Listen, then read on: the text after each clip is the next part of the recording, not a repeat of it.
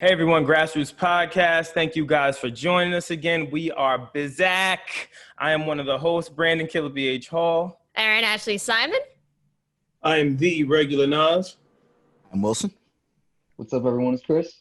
With the special guest of Chris, as always. Chris got the smooth. Yes, everyone, it's Chris. Don't try to be smooth, Chris. Don't try to do that. Before we get started, as always, be sure to subscribe, hit the notification button to be notified for our latest to the greatest episodes. Also, make sure to join our Discord where we talk all things culture, gaming, and everything hip hop and culture, right?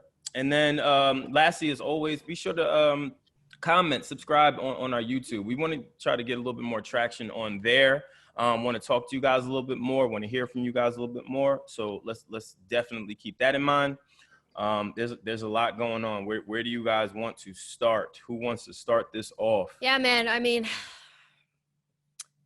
we gotta pay our respects to Chadwick Boseman. It just, it's a lot. Chadwick, as you know, is star Black Panther, Get On Up, the James Brown movie, 42, Jackie Robinson story. He also played Thurgood Marshall. He's been an actor for over 15 years. I believe he started with all My Children or Young and the Restless. One of those soap operas. He was on those, but he was diagnosed with stage 3 colon cancer about 4 years ago. If you want to do the math, that's around the time of Black Panther. But he recently passed. He passed the other day on the 28th, and it was a shock because he kept it to himself, even while filming The Five Bloods and 21 Bridges and all of these other movies. He kept it under wraps. So it was a shock to the world, man. And just to think about it, I know a lot of people are saddened by his passing, as am I. But he attacked life with so much energy, really, the last 4 years, I think. He could have just wallowed in sadness when he got diagnosed with stage 3 cancer, but he said, "The hell with it, man. Like, I'm gonna attack it, and I'm just gonna go out. I'm gonna go out. If these are my last 4 years, I'm going all out." There's nothing more I can say, man. I just enjoyed his movies, to be honest with you.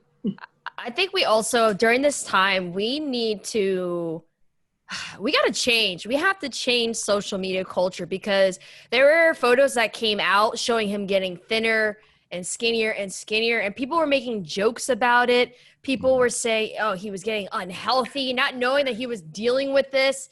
And it's a toxic culture that we have, where if a celebrity's image or something changes, we automatically resort to memes, or people are like scandalous or making fun of them. And it's like, you don't know what they're battling. You don't know what they're going through. Yeah, I agree. For me personally, it hit a little different. Literally just because I was watching Marvel with one of my cousins. And I was like, damn, I literally was just talking about, damn, I can't wait for what they do with this series. Like, I wonder how they're going to make twists and turns.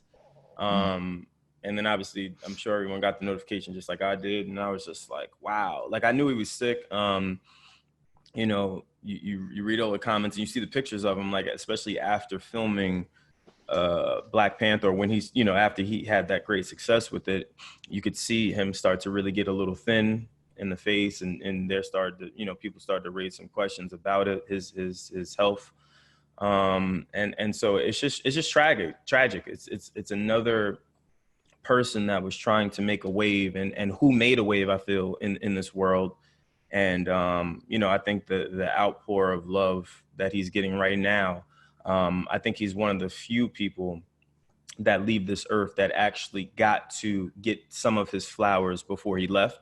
And so I think it was great, especially the success with, you know, the Black Panther. That's something that most, you know, Black actors never get to attain, you know, that level of success and acclaim that came with that. So, you know, for me, it's honestly, it's sad to say, but for me, this year is just one of those things where I'm just not surprised about things anymore. Like, I just feel so numb when it comes to stuff like this. So yeah, that's just how I feel. I'm still kind of processing it, honestly.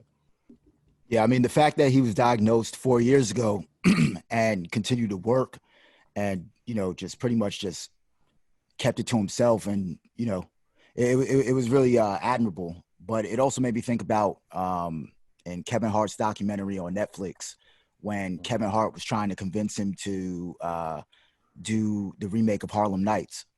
And, you know, he looked really like hesitant, you know what I'm saying, to just like agree to it. And like, it just makes me wonder, was that because of that? You know what I'm saying? That he had the cancer. He wasn't sure if he was going to be able to complete it. You know what I'm saying? Yeah. But, you know, rest in peace to him, man. That's a big loss for us. Yo, 2020 sucks. He was in pre-production for this movie Yasuki, which is the only, if not the first, I know it's the first, but only black samurai in like the 17th, 18th century. Damn. That was in pre-production. I was like, damn, man, that would have been a dope ass movie for him, man. Yeah, it would have been fire. Speaking of movies, for you guys, for all of us, what did Black Panther mean to you? Quick question: did he already finish Black Panther 2? No, I don't know. I read a bunch of stuff. I heard he was filming it and then he stopped. Then I read that because of his illness, he couldn't continue filming, and they started to write out how, I guess, they would write his character, the Black Panther, out of the MCU and make his sister the new lead for that character, just because he couldn't continue. But there's, you know how that stuff is. Like I'm sure we could all find articles right now saying something of some source that knows him saying it. So, you know what I mean? It's kind of one of those things. I think I'm very documented in how I felt about Black Panther, even when it was being overutilized within media, like where people, it started to get annoying to some people. For me, I was happy about it. And I still very much am happy about it, because again, the one thing that's prevalent for me, knowing a number of actors and entertainers, is that it's very hard to have that level of success. And the fact that he was able to do that while dealing with this illness, it just speaks to the type of person he is. Like, they don't really make people that strong like that anymore, that are still find a way to have grace and humility for people, versus, you know, the polar opposite of that. So I don't know. I think everyone's confused. Like, this was the last thing anyone thought that they'd wake up to, at least for me. But it just hits a little different. So, you know, definitely respects his family. You know, all of his core people. Like, you know, let's just keep everyone in their prayers and go from there. Yeah, man. I mean, Black Panther as a movie was just so redefining in so many different ways and so impactful. And I think, like, even when we go and watch it now, I feel like it's going to have a little more, I even think that it's going to add even more to that impact that it had, not only in the Black community, but even the Marvel universe and just overall culture. Because when that movie came out, you know, there were a lot of people in the industry that were always like, oh, a full Black cast, you know, it's not going to be as successful and all this stuff. And it literally showed that it can.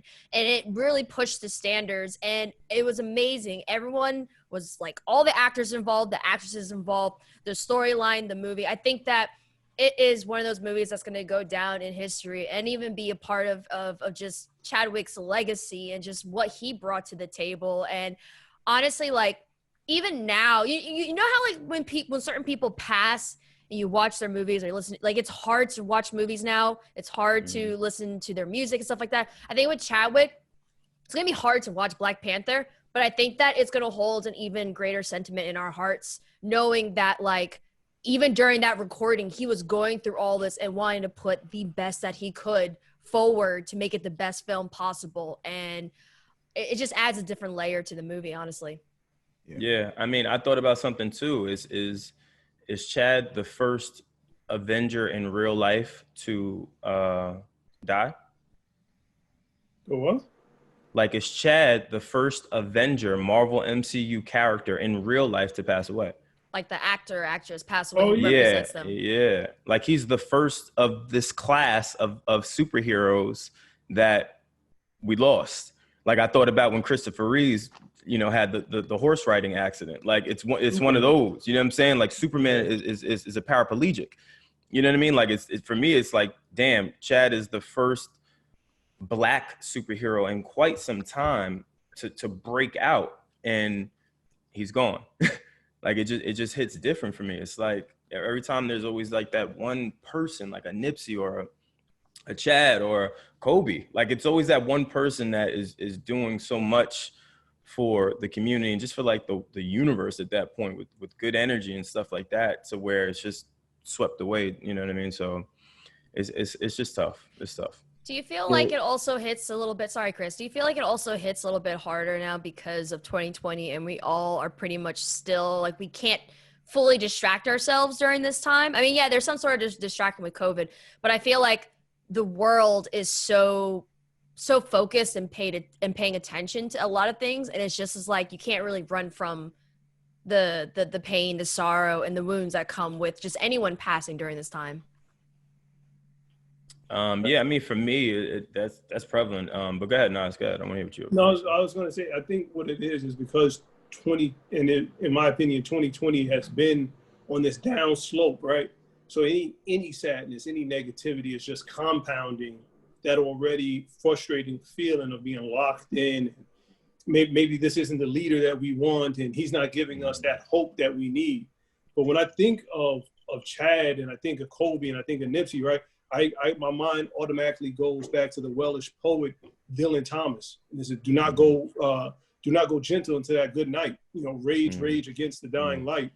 That's what he did those last 4 years. Like you imagine just pumping out those movies, because he had to have that conversation of, yo, we can stretch this out for 10 years with the proper medicine and proper diet and nutrition. We can, I know you have stage 3, but there have been people who have lived past that 5-year mark, but you have to kind of refrain from doing what you're doing.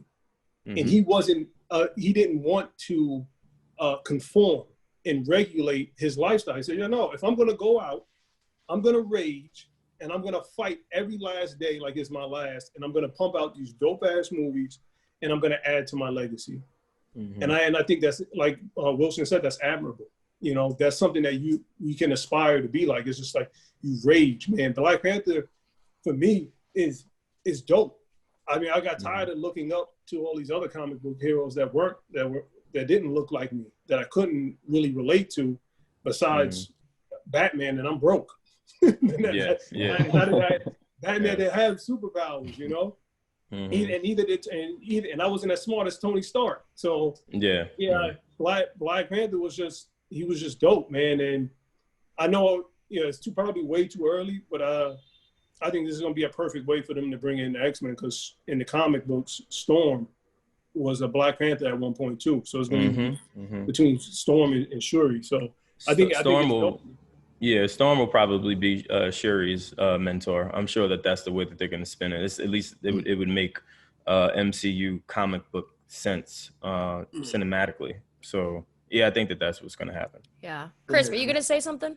Yeah, I just thought it was inspiring. His last few years of how he spent it was just crazy. I was looking around Twitter yesterday, and one of the origins of the meme of like the school kids dancing, everyone, the one that everyone has seen, was because those kids were invited to the premiere of Black Panther. So it's like it's crazy to see the impact of like how he was able to spend his last few years. And not only that, I think the success of Black Panther also kind of spurred the spinoff of Shang-Chi, which is also like the Chinese superhero.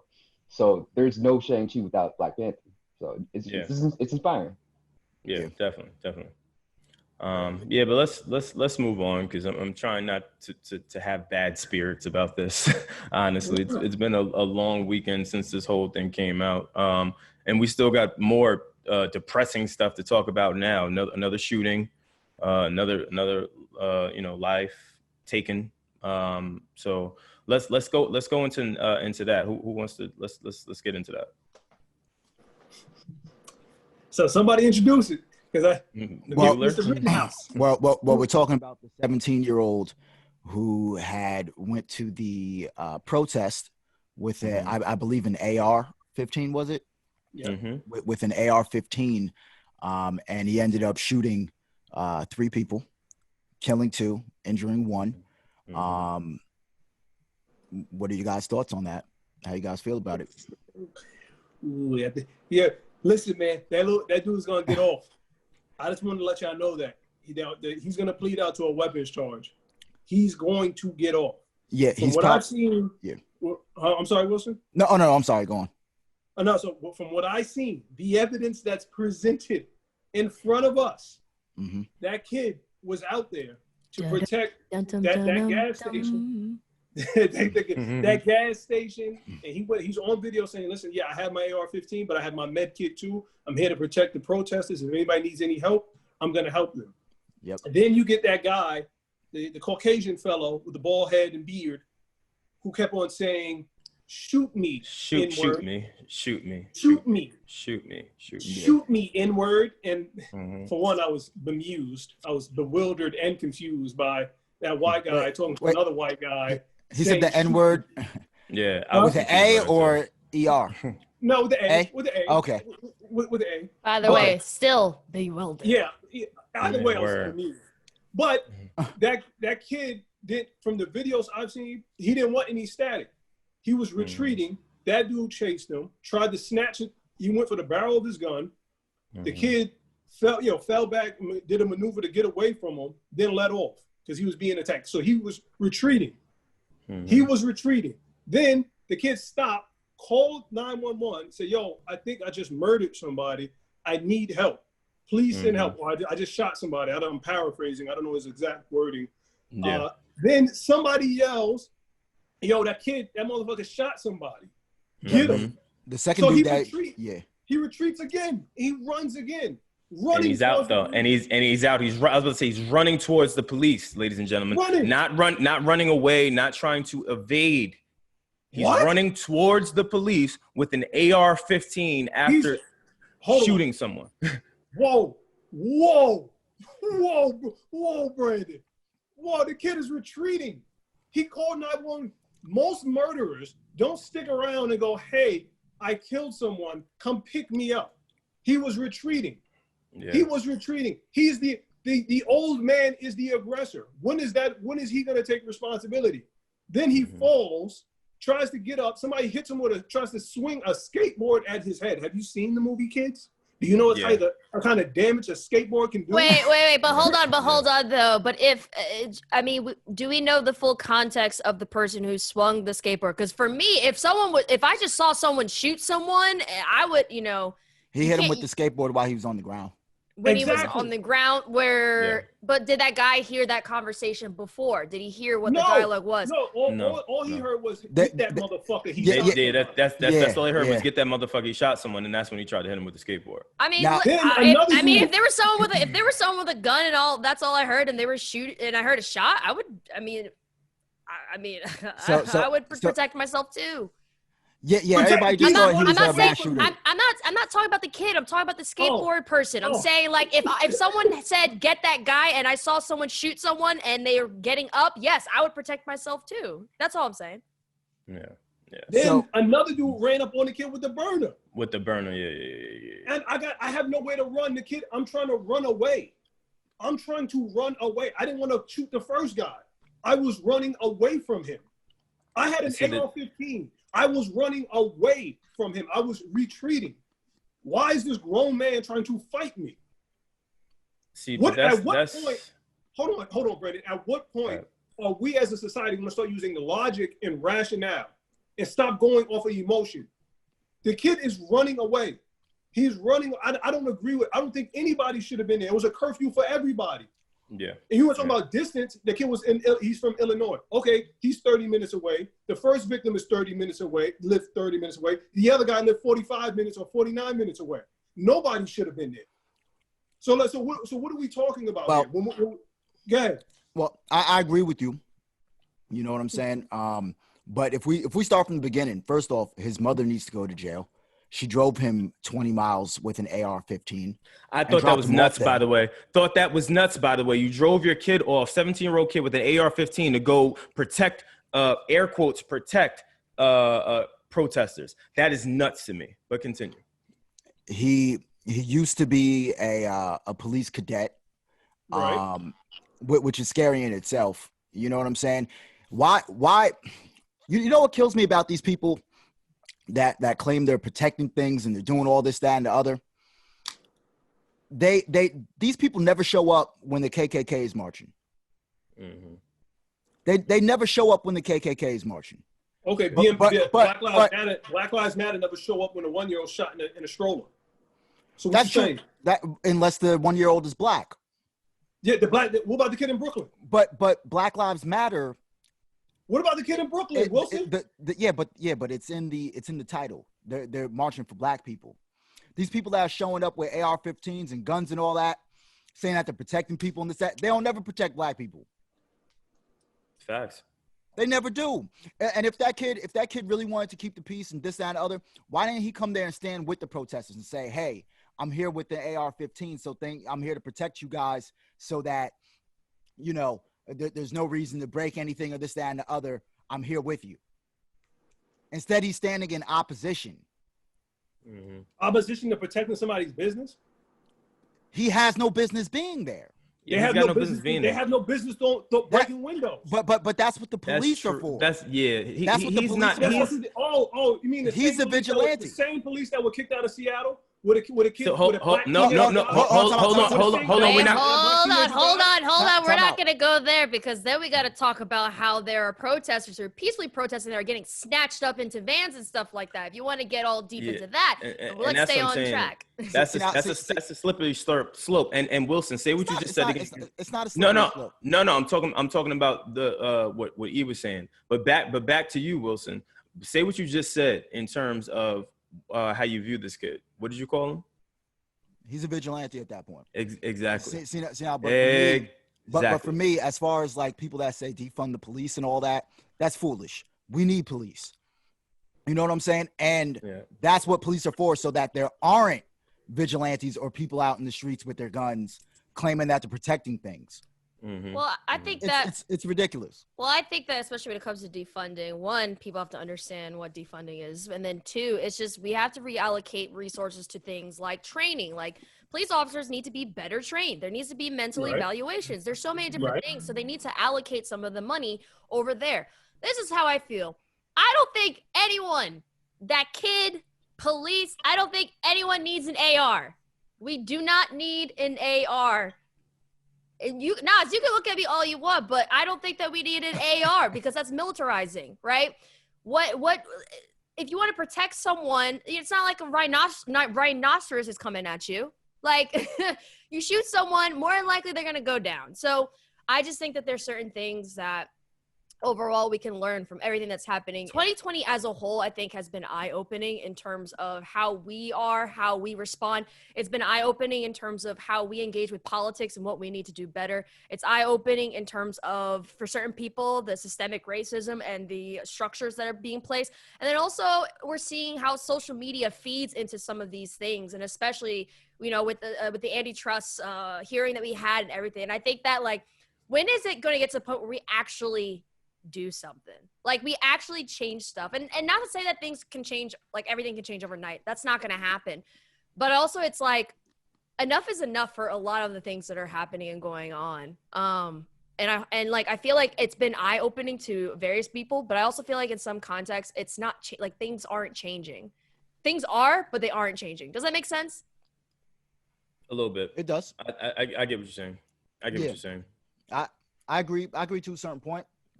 But I do believe that things are changing, and the only way how things can change is with violence. Only way.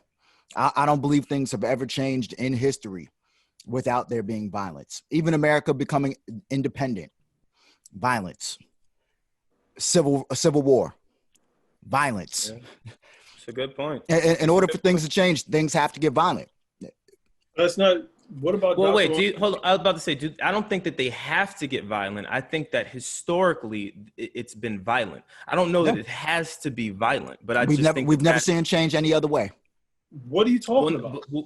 Martin Luther King had a peaceful protest. Yeah, that's what I'm saying. What are you talking about? They were getting beat down and turned the other cheek. There was plenty of violence. Yeah, but the difference. Not on their part. There was plenty of it. Not on Martin Luther King's part. No, there was not. He preached nonviolence. Even okay. So my mother tells me the story about when her little sister had to get integrated into same elementary school I ended up going to, actually, there was still segregation. They had to go down there with bats and chains. They was trying to stop the black kids from coming in. There was always violence. It's violence. There has to be violence. But that's the opposition trying to and that's even after the change that you're referring to, after the integration, after segregation. People still had to get violent. Mm-hmm. Who had to get violent? I mean, you're just saying violence. Yeah. I think you're arbitrarily saying that. I think, like I'm saying, historically, violence has been prevalent, and I think that that's why we're conditioned to think that, oh my God, something's wrong, let me flip out and break something. I don't know that we've ever actually given an honest attempt at the polar opposite of that behavior. I also think that that's the reason why we're stuck in the cycles that we're stuck in, is because it's toxic. It's when you keep doing things that you know the outcome, it's probably going to be the same, but yet you keep doing it. Same thing. Yeah. Think about all the other black people that got killed, right? Let's think about like Eric Garner. Who's a couple more? You can name any one of them. What about the gentleman? Who was the guy that just got murdered? He was breaking up the fight at the barbecue. He wasn't necessarily breaking up a fight. I believe the police were called on him. He was like, the police were called on him, but then they said, that's what I'm saying. That's what's weird about media too, because people will put out stories and stuff like that and be like, oh, he was breaking up a fight, to try to frame it like this is another one of those murders that happens. But then you hear a report that no, he wasn't supposed to be there, and the police actually came there for him. Even with all of that, I don't see. It's hard to judge this one just because of the context, right? Like, I know cops, right? And I know cops that if they see someone going into a car and they're telling him to stop, at that point, an officer's knee-jerk gut instinct is to reach for their weapon, because at that point, their lives are in danger. You have a gentleman going into a car, he's reaching over, you have no idea what's happening.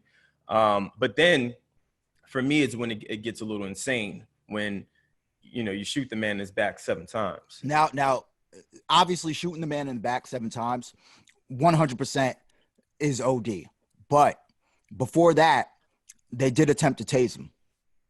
Now, to a certain degree, something has to. We got to say to ourselves, if the police are attempting to tase you, and also telling you to stop, at what point do you stop? So that's the thing too, man. It's like you're still walking to your car and but it's 50-50, because at the end of the day, not even at the end of the day, think about the climate that we're in right now, right? People are scared. Period. People are scared. When you get pulled over, I got pulled over the other day and I was nervous. Like, I understand. It's a real thing to worry about. So naturally, if you're in a situation or you're at a barbecue, whatever the circumstances were, because we don't know what they were, right? We won't find out probably for quite some time. But whatever the circumstances were, the moment police come and you like, all right, given the circumstances, this looks bad, like, and you're trying to walk away from the situation. At that point, again, it's one of those things where I'm sure he's probably leaving because he doesn't want to have an issue and does not want to have an altercation. But then again, it puts the police officers in a compromised situation, because they're telling you to stop, and you're getting in a vehicle which they have not searched. They don't know what's in it. Reportedly, there was a kid in the back seat when the shooting occurred while they shot this man. So it's so confusing at this point for me. It is though for me. For me, I'm only talking about me. I understand, but when cops are attempting to arrest you, it's over. It's over. You don't have the option to walk away. Agree. That's not an option. Now, when you're resisting to the point that they attempt to tase you, something has to click in your head. These guys aren't playing. I have to stop. But I'm under arrest. That's common sense, and that's not common. Common sense is not common. For you, for me, anybody else on this platform, we would walk and something like that happens and we're like, nope, we chill, because we know the severity of those situations. We know that one wrong move, one wrong gesture, one wrong comment sends that from a traffic stop or altercation or a misdemeanor assault to something deadly. Also, There's a difference. Also, another thing too that kind of contributes to the fear and stuff is like we have to, in order to subside that, we have to fix the system. Like there are really good cops. Let's make that a note. There are really good cops, but there's also cops who have planted drugs on individuals who didn't even have drugs to begin with. There are cops that arrest people for no reason or have been brutal on those individuals. I think that in order for, because people just say like, oh, well, why couldn't you follow the rules and all that stuff? Yeah, people can try, but also goes back to the fact that like not all cops handle situations well. Sometimes they're the ones that incite. And of course, like your initial reaction, if for anyone, your initial reaction, if something happens, you're going to defend yourself. So I think that there are situations, we have to take situations case by case and view it case by case, because unfortunately, because there are people who abuse the system, it's not always like very clear. Yeah, I agree. I think those police officers who do stuff like that need to be prosecuted to the fullest extent of the law. That's the reform that everybody wants. The police officers who plant drugs, who are racist and use that racism to impede somebody's life, need to be prosecuted to the fullest extent of the law. You know, and I can't agree more with you that as far as training, education, police officers need to be better trained than the current status quo. You know, but everybody, you can't go around disrespecting police officers just because.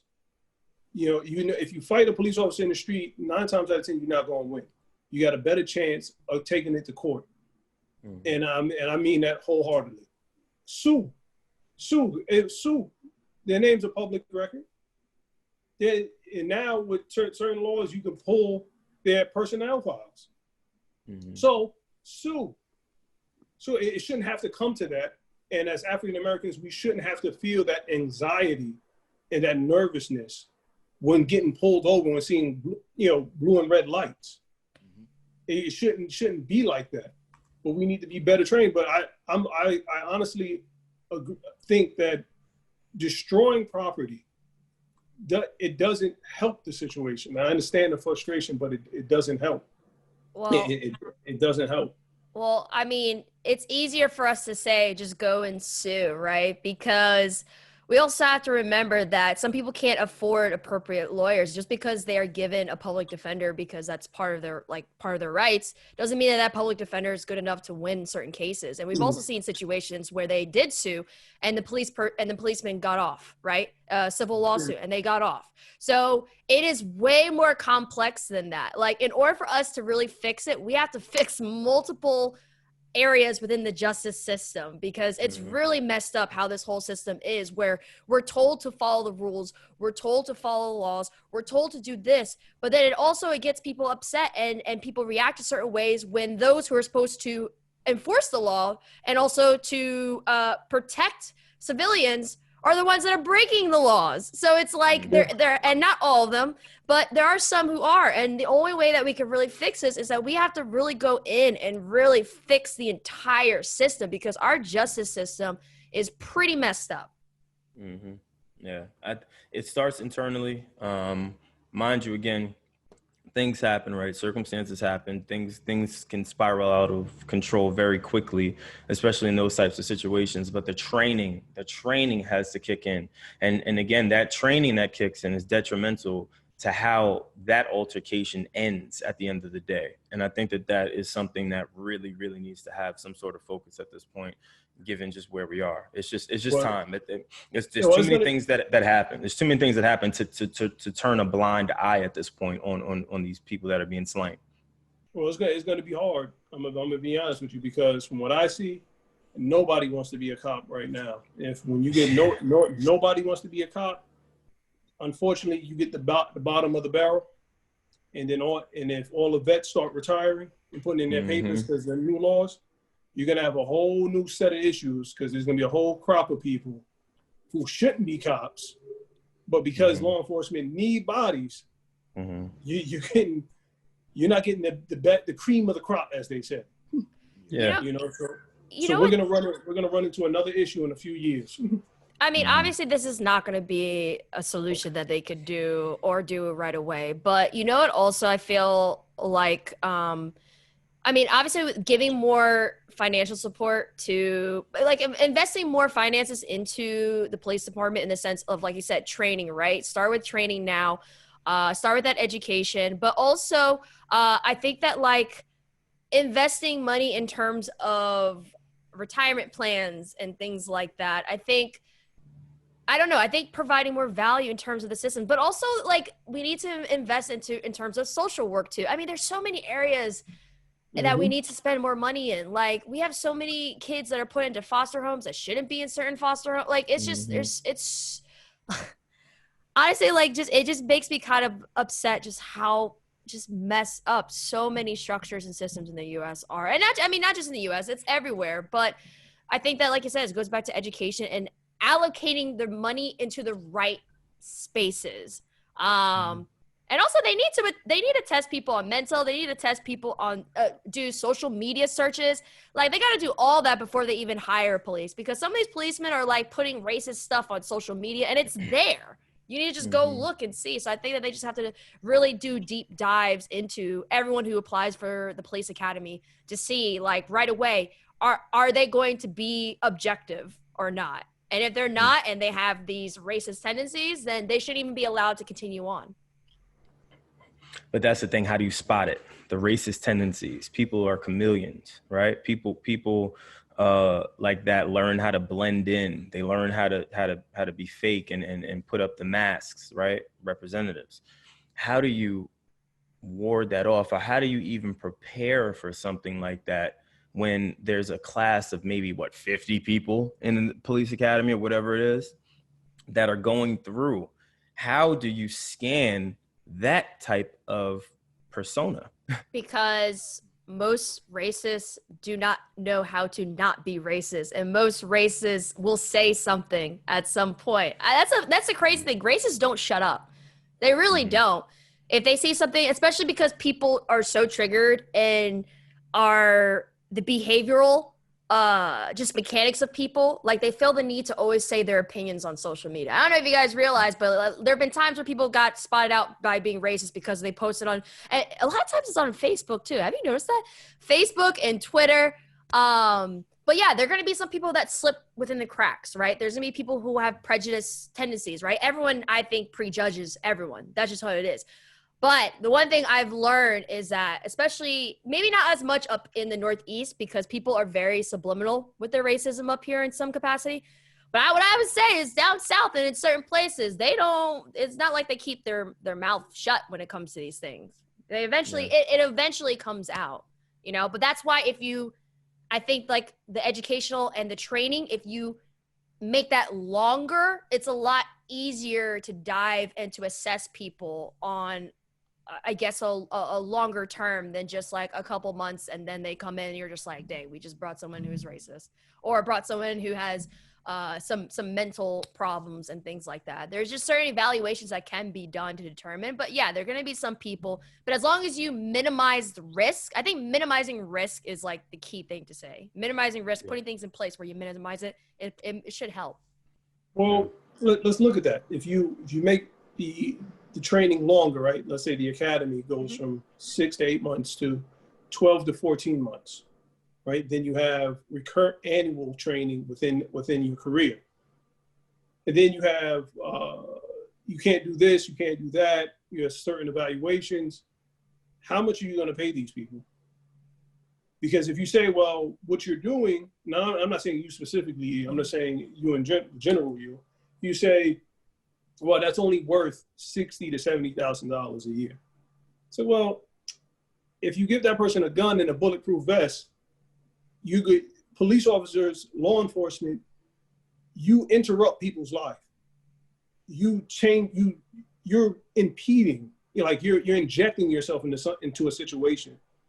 So certain domestic violence things that can turn crazy real fast. All right. I was just thinking about that. I was in South Carolina and my in-laws are driving through my mother's backyard but the neighbor next door doesn't know that that pickup truck is my cousin's. They come and take out a gun. Down south, my mother has weapons. I grabbed one of her weapons and I head outside because I heard a shot. Now, that gentleman standing with a gun, I'm standing with a gun. The pickup truck is facing me. I don't even know it's my in-laws because they didn't call and say that they were here. All I see is bright lights. Had someone called the police, think of how quick that situation could have went, because my in-laws have guns in their car because they're from the South. So if that dude would have let off one more shot, they would have fired back. Me not knowing that they're there, I probably would have fired on my own family. So now you say, well, if the person across the street sees all of that and they call the police come, guns up, yo, shots fired, and now it's three guns in play. They're wound up. They're wound up already. There are 3 guns in play and nobody know. It's just mass confusion. I say all that to say, what are you going to pay somebody to do that if you say, well, I don't really value, your job really isn't that important? Yeah, reallocate funds to social work. You damn right. That shit is a hit. That shit needs help. Social workers need help like 2 days ago help, not today, 2 days ago. Yeah. So you got, it's a lot, E. And I think people have to take time, especially our generation. We can do it if we just sit down and start having some sort of dialogue. But we can't do it if people are in politics for 40 and 50 years and are reluctant to give up their seats and not let a youth movement, somebody that's 35, 36, 40, get in there. You can't be 70 and go, yeah, I can relate to the 35-year-old or the 25-year-old. I'm 35. I could barely relate to my little cousins that are 20 and 21. So I know. Well, I'm sorry. Well, just go ahead. to be. No, go ahead. No, go ahead. Never mind. No. I'll wait till you finish. It's fine. It's fine. So I know where you're going. And No, that's fine. That's fine. At the 70-year-old, Nancy Pelosi, Joe Biden, Trump, they can't relate. And I can't even really say Trump because Trump's only been in politics for 4 years. Mm-hmm. Everybody else has been in there over scores. Yeah.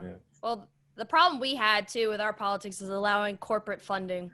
That also messes up a lot of stuff in politics as well. When you have corporations that are funding the politicians, which means that they're driving what they do, driving what they say, and are more so focused on what they need versus what the people need. So listen, there's a lot of stuff. And even with politics, right? Like, that's why I'm saying, like, we really need to spend the time having the youth understand politics, understand policies, understand what's going on, because we need to have more of them come up and eventually get into those seats. We need to have more people understand the power of voting and understand that legislations and voting starts with local government and what happens there, and it builds on from there. So, it's very complex, but that's why, like, guys, I have to say, I'm very proud of us for having these conversations. I think that it's so important that, like, more people like us within culture, within hip hop, within gaming, within everywhere start talking about these things, because it may seem boring to people, but people have to understand that this stuff can impact us day in and day out. Just even one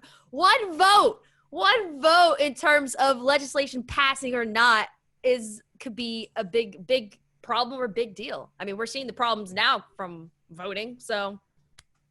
So going off of that, would you say the NBA as a corporation is affecting politics right now due to boycotts across the multiple sports leagues? Absolutely. Absolutely. You think that? Absolutely. Wait, say one more. Say more. Absolutely. Absolutely. They're not about that. They're not about that life. I hear you. That's big business. That's Fortune 500 business. They're not. You know why they're not about that life? Because the owners told them, go ahead and boycott. We'll cancel the season, sure. Because now you just made our contract, the CBA, null and void. So when we come back to the table, if you think that we're going to give you more money when you can just walk out at any time, you must be stupid. So I'm sure. But the league relies on people. The league relies on people like LeBron. Like, I don't think people That's why he brought his black ass back to the court. Well, no, but they also, the NBA owners, based off of what Shams and them were saying, was that they came to the table and said, yes, we'll have a conversation. So we don't know the full conversation. We don't know if they agreed, what the plan that they agreed upon. Because if they came to a middle ground, then it makes sense for them to come back and play, because that's the point of what they're trying to do. They're trying to get a plan. They're trying to get the NBA owners on board, and they're trying to actually do some sort of change. It may not always be in the way that we want, but we don't know, because it was a closed door meeting. We don't know exactly what happened or what they said. Money got discussed. And that's what I think. You took money got discussed for me. That's honestly, and that's why I said once Chris posed that question, yeah, absolutely. That door closed and they said, hey, listen, let's talk, right? This is gonna hurt everyone. How much is it gonna cost? What do we got to do? How do we make this right? How do we still get what we want while the damn world is on fire? That's what happened. That's what happened. So yeah, Chris, absolutely. Let's go back to that word. Absolutely. Money talks. Absolutely. So basically, I believe they did agree to have more initiatives towards Black people and equality and everything else. I believe they probably made that agreement. It'll make sense. Smart man. Be beneficial. Listen, Smart man. That's how you get people's attention. You hit them in their pockets. You hit people in their pockets. That is the best way to get certain things done that you need. Yeah, man. I got excited about the boycott, though, or at least them sitting out. I got excited about it. I did too. I was shit. It was nice to see. I was like, oh, what? No, this is great. I would have liked to see the NFL players do the same. You know, that would have been nice. But you know, it'll never happen. It'll never happen. Yeah, I don't think that'll ever happen. Even though they were like the first organization next to the NBA to kind of take a stance on all of this and try to rebrand and do all these things. I kind of really hold on. Mention the WNBA because they were there. They were before the NFL. Well, yeah, no. I'm just saying one of the forefront companies. I don't want to go over all the companies that were there. I can name a bunch. I'm just saying them being in the forefront more so than anything, just because of all of the backlash. It started with the NFL. You know what I mean? So I thought that this again would have been the perfect opportunity to say, hey, this is another chance as an organization, be it the NFL, to say to us as consumers, this does not fly. We're going to take a stance as well.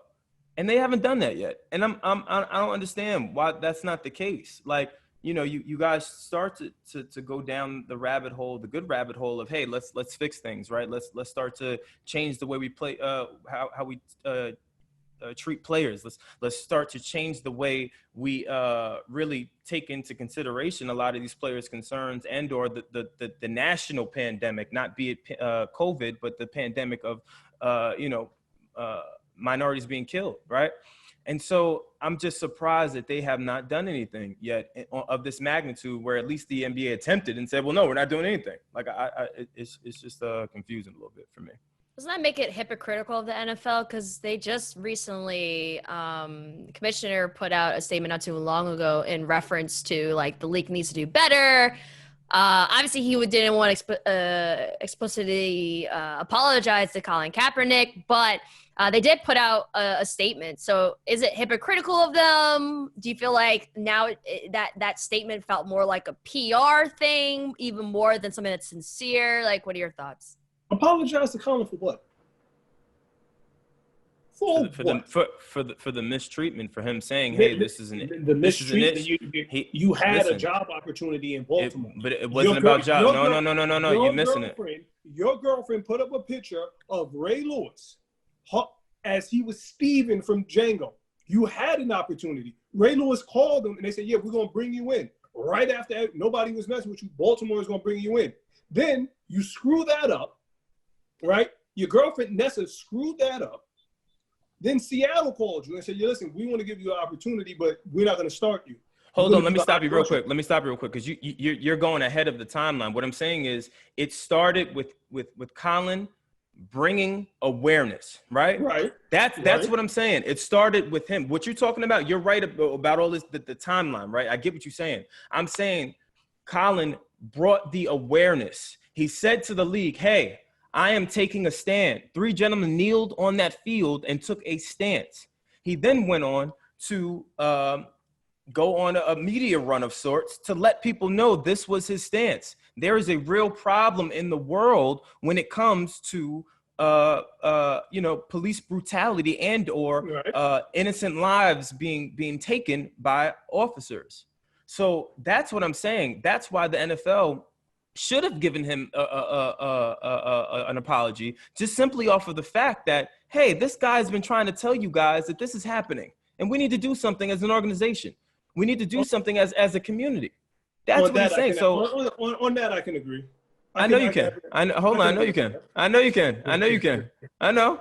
You got no choice but to agree, because that's what it is. That's facts. Yeah, on that I can agree. And that's the great thing about a timeline. You can always go back to it. Always go back to it. Colin, in the beginning of all of this, said, "Hey, y'all gonna judge me? Y'all gonna feel the way? Y'all may not even understand, but I'm kneeling, and I'm not kneeling for the reasons that you think. I'm kneeling because this is a world pandemic. White, Black, Asian, gay, LGBTQ, Latino, whatever creed, whatever you want to add into this mix, we're all being killed. All of us, all being assaulted. So for me, yeah, they do owe him an apology. They do. They do owe him an apology because he tried to bring awareness. It wasn't taken seriously. On that, I can agree. Yeah. That's all I'm saying. That's all I'm saying. Wylson, you look like you're looking into the stars and pondering something. What's on your mind? Oh, no. I agree. They owe him an apology. And if if a little bit of action would have even been taken when he was trying to bring awareness to things that are happening between the police and Black people, maybe we wouldn't have some of this going on. Mm-hmm. Mm-hmm. You know? I mean, I don't know. If I'm the NFL, this is a great opportunity to go partner with some police officers, go partner with some people in the community, go partner with some players or maybe even activists, and that could be on either oppositions, right? It doesn't matter. It's about making change. It's about changing the bad behaviors. It's about trying to break these bad cycles that we keep doing from a company perspective, from a business perspective, and from a country perspective. At what point do we start to say, hey, how is any of this benefiting us? Because I could bet you for damn sure this ain't the point of life. This ain't why our existence was created. This is not the reason that we were supposed to walk this earth. At least that's not what I believe. Yeah. Facts. Too much anger, too much pride, too much of all of that, to where it gets to the point where you have people just doing some terrible things. And at the end of the day, you got to start to think to yourself, what did that do? Did that really help? The NBA, NFL, all major league sports, I'll say this lastly, should invest in mental health for elementary school kids, high school kids, and let's start at the root. Instead of trying to trim the branches because the trees, and start at the root, and let's see why some of these kids are so angry, why some of these kids have these bigoted views, and let's get mental awareness to the forefront at an early age, and say like, hey, it's okay that we know how to deal with it. We can treat it instead of saying, well, this guy's an emotionally disturbed person, we'll lock him up for 5 years and throw away the key and forget, and for society will forget about it. I would love to see that. Take all that revenue that you guys are making and throw it back. Let's throw it back into mental health, starting from the root. Yo, as beautiful as that would be to see, man. Again, just when things like this happen over the weekend with these murders and these crazy police altercations, it really is discouraging. It makes me think every time I feel like we're going forward and something positive happens, we go right back to the bullshit. Like, we never get a break. Really think about it. Every week we've come on this program, or every other week we've come on this program and had to have these tough conversations. We can't even talk about fun shit no more. Like, we can't even laugh. No. Like, it's just, it's sick out here. It's just nuts, man. And it's depressing. Yeah. It's hard to watch the news, but you got to watch the news to stay somewhat informed. It's a lot going on. What do you do? What do you do in this point? I'm blaming Bellator. I'm gonna blame Bella Thorne. Oh yeah, you trying to get OnlyFans? Damn. Nope. No, Nas She got capped it. Nas She capped OnlyFans it. ain't popping. That's why. Nah, Wow. she ruined it. She ruined it for everybody. And this, I was trying to bring awareness to sex workers. No, you were not. No, you were not. Oh man. Oh shit. Yo, I meant to say, did y'all see where which is that's why I says nasty out here, man. Now this is allegedly, people. Let me not, because I don't want to get us in trouble. But allegedly, you guys know who Sean King is? Sean King? Fraud Anybody? Fraud, Yeah. fraud King? Sean fraud? Oh. Fraud Yeah. King? Yeah. Fraud King. Did y'all see that rumor swirling around when he was trying to promote his book? Sean King is activist online. I'll say, I don't know all of his background, but he's very, very big in this space of BLM and police brutality. And he fights for injustice. Chris is shaking his head. But what happened? Yeah. What did he do?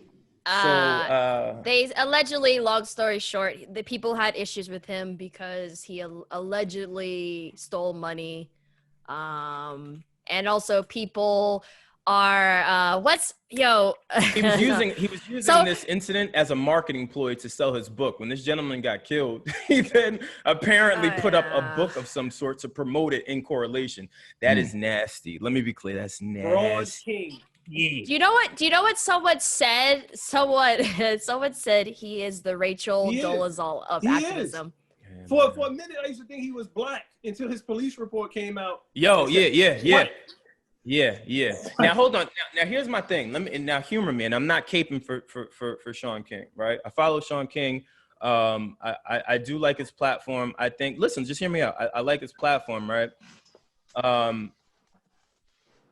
Let's say he waited maybe a week, because timing is everything. Let's say he waited a week to promote this book. Now, let's say this book, whatever the book is, because I don't have all the details on the book and all this other stuff, but let's say this book is catered towards the same fight that we still are fighting for right this second on this show. Do we still have a problem with Sean King? Do we still have an issue with him? Was it a timing thing, or was it a matter of, no, it's nasty?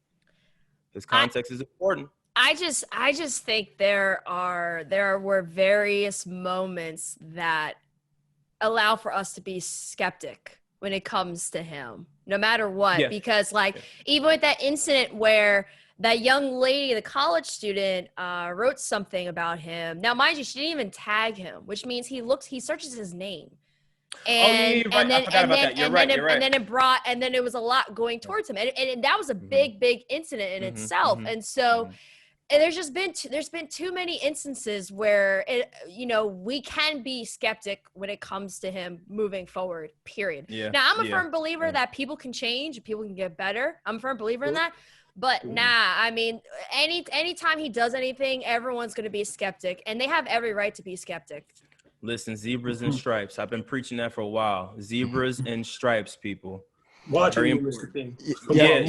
Yeah. Zebras and stripes, man. Like that type of shit. Like, not for nothing. And I know we segue, and I know you guys. We never talk about Joe in this program just because of the relationship and all those things. But I thought, listen to the podcast that he had where he talked about the Bill Simmons thing and how his father. Like it because even I think about it bothers me, right? Like his father is dying, is sick, and the call that you get is to talk about business. Like, you know what I mean? Like it's just. Did they know that? Did they know that his father was sick? Yes, they did. Wow. But that's the thing. It's those moments where people take those moments to just be insensitive. We don't have these human moments with people. All we do is rush to judgment. We rush to assume. We rush to be calculated, to be strategic, rather than align, rather than understand that, hey, this guy needs a break. Hey, this guy is actually going through something and is communicating that, and it's thrown to the wayside. I feel like the same thing could be said about Sean King in this instance, because for me, like I said in the beginning of this portion, I'm not caping for him. That shit is wrong. Like, It's wrong. We dead smack in this man losing his life, and we wrong. Yo, my fault, because I know I will wrap it up. I just want to get this in. Speaking of King, did you guys see D-Wade's new tattoo? No. Yo, What is it? when you get a chance, go check out D-Wade's new tattoo. Is it Gabrielle Union? Yeah, the internet was going off. I want to see it. The internet was going off. Oh, let me see if I can send it to y'all real quick before we wrap. Yeah. I want to see. But while you're doing that, I mean, before we wrap, I'm glad we had this discussion. Honestly, I think these conversations are healthy. I think they need to be had as uncomfortable as they are, and I also think that this platform, like many other platforms, we have to do our due diligence to at least bring some sort of awareness around these things. We have to do a better job of some of the things we say and do and how we interact with people. And that's kind of all I got there. Anybody else got anything before we get out of here? I just sent it to the group chat. Yo, I'm looking at it now. I'm like, that's not the one Tattoo Baby did, is it? Let me see. Wow. But to end it off, be kind. Take the time to learn. Do what you can. And change can happen in small steps. You said it, E. Yeah. All right. Great. Damn. On that note. Aaron gotta go. Yes. Yeah. Yo, we out. Let's get out here real quick. Grassroots Podcast. Be sure to subscribe. Hit the notification button. Be notified for our latest, the greatest episodes. Want to thank Chris for always coming on. E, Nas.